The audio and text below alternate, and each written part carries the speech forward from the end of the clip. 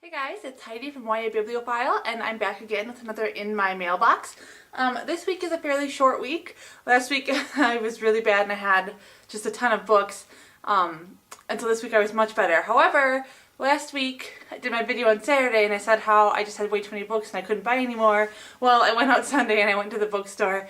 I had a percentage off at Borders, and then Darkest Mercy by Melissa Marr came out this past Tuesday, and I know that Barnes & Noble often puts books out a few days ahead of time, so I went on Sunday and sure enough it was there. I love this series. It's right here on my shelf. You'll see my copy of Darkest Mercy is there. This is one that I'm giving away this week, so you should check that out on my blog. I'm having a giveaway. I absolutely, like I said, I love this series, and this book is the final. It's the fifth and final one in the Wicked Lovely books, and I thought it was just a great end. It was probably one of my favorite conclusions ever. Each book in the Wicked Lovely, it's not like a series where the last one picks up where the first one left off, with the same characters. All the same characters are kind of, they're in the same world, but different books focus on different characters. So it's not like, for example, like Harry Potter, where it's all one after the other. But then this book really kind of brings all those stories back together. And again, beautiful cover, beautiful book, lovely series. So if you haven't read any of the Wicked Lovely books, I highly recommend them. So that's what I went for.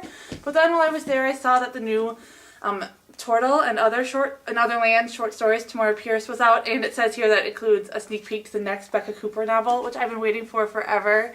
I love her books, and Terrier.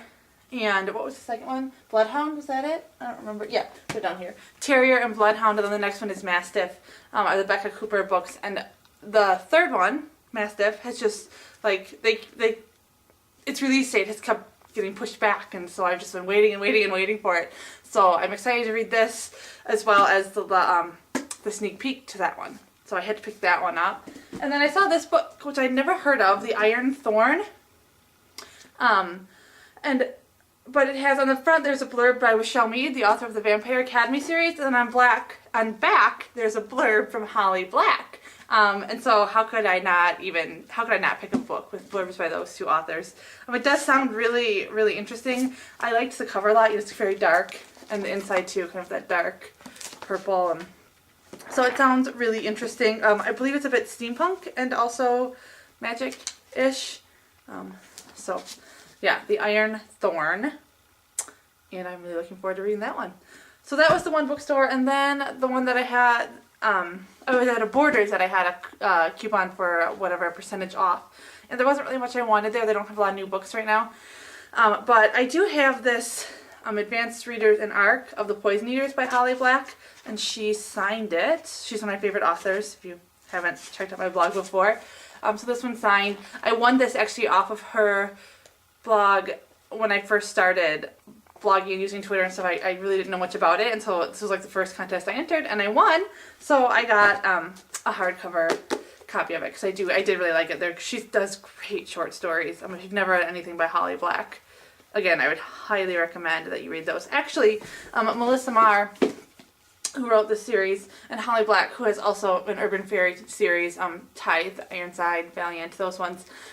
They were the first fairy books that I read, books with fairies in them, because I didn't think I would like fairy books because I thought they were all kind of like Tinkerbell type fairies. So those ones are definitely not Tinkerbell fairies, and they are awesome. I also got this week Blood Red Road. This comes out in June. Yes, June. And Simon & Schuster, they have a free stuff section of their website, and I went on there and you could enter to request a copy. They only had limited quantities, and so I guess I requested early enough. This book sounds amazing. I've heard really good things about it. I believe it's a debut as well. She lives in the UK, Myra Young. It's a really thick book, but the text and stuff is not, there's a lot of space on the pages, so I'm really excited to read this one as well. I've heard very good things about it. And then the last book that I got, it's actually part of one of the different area codes book tours that I do. I'll put a link in the blog. It's Rival by Sarah Bennett Wheeler, I believe.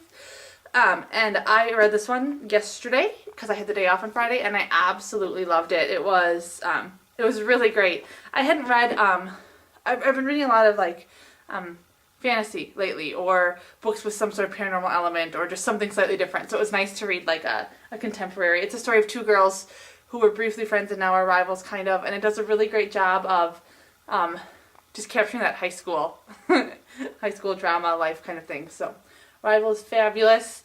I'm looking forward to reading more from this author. My review for Rival should be up tomorrow, so on Monday I'll have a review for this one posted. I believe that this is also a debut.